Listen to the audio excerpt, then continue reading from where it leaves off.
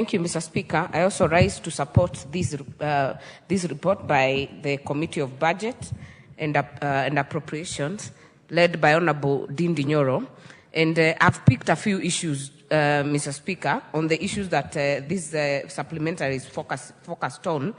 And number one is education. And I think in basic education, we have had a major problem in terms of the Ministry of Education funding going to the schools, the issue of floods, the emergency response, because what we have seen is that many of these are left to CDF. And don't forget, we budget once a year. So we get sometimes that our proposals have already been approved by the board, have already been allocated to projects, and yet you're supposed to respond to emergency issues. I know schools in my constituency, Mr. Speaker, where we have to redo almost 3 or 4 classrooms for children to be able to attend classes.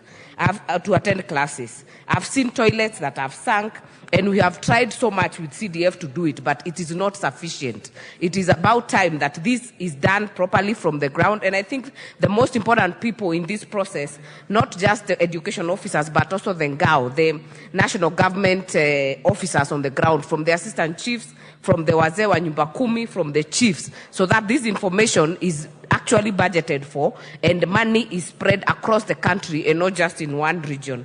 The other issue, Mr. Speaker, that we need to actually focus on is the issue of overlap and duplication of duties. I know we have allocated some money on El Nino. We have allocated into different state departments. We have done that in the State Department of Roads. If you look at the supplementary, you see the State Department of Public Works, the State Department of Irrigation also has some money. And don't forget, we also have NDMA. So I hope that we'll be able to know what institution, what parastatal, what state department does what. Because if we don't get accountability, Mr. Speaker, as has been said before by other speakers, our problem is not even the collection of money in this country. It is how it is spent. The prudence and actually the accountability of this money, because you allocate El Nino money to different state departments, you allocate to NDMA, the county has another budget, you hear 2% of their budget goes to emergency. We also have some money, 2% from CDF going to emergency. There has to be a synergy way of getting to know what exactly has been done and how we can be able to track this.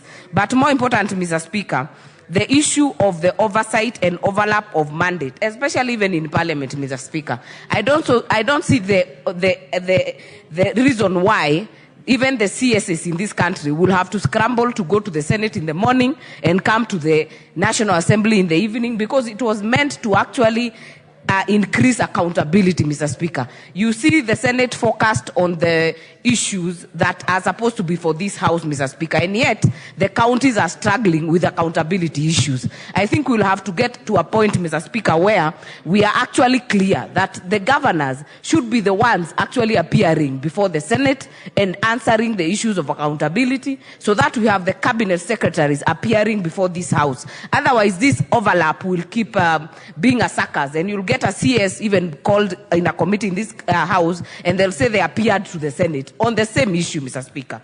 And at the end of the day, they know they don't have any mandate in terms of allocation of resources or even any censure motion in the Senate. It cannot go through, Mr. Speaker.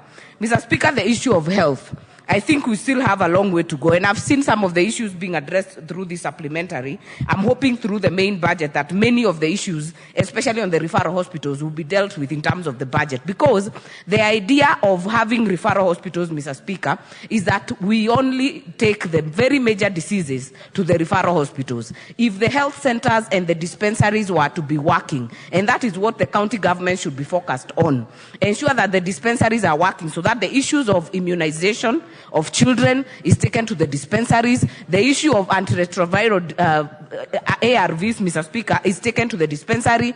The issues of malaria, issues that can be managed at the local level, should not get to the referral hospitals. That way, Mr. Speaker, we will be able to free the referral hospitals to be able to actually attend to the major issues, Mr. Speaker. And I've seen on this supplementary budget that we have even a backup generator, say, for Kenyatta Hospital. And I think most people in this country, right now, health is in a limbo, because SHIF is not very well rolled out. The transition from NHIF to SHIF is not very smooth.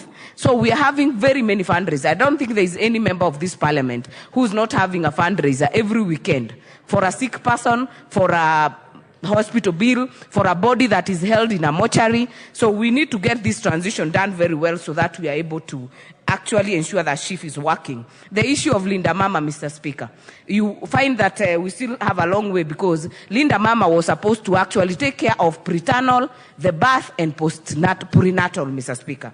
But right now, it is still at a limbo. We are having mothers struggling in terms of giving birth, and we still have a long way to go. The issue of the university funding, Mr. Speaker, I see there is an increase here, but there is a bigger issue in terms of the funding of the universities. Right now, because many children are supposed to choose their courses, or many young people choose their courses this week and next week, we still have them not sure what is happening in the funding model. So I hope that even as we look at the supplementary, we look at the bigger policy issue through the Committee of the Education, to ensure that this is working well, because as it is right now, it is not. And it is actually causing jitters. It is causing families to actually become destitute, trying to get money, to raise money, to take their children to the university.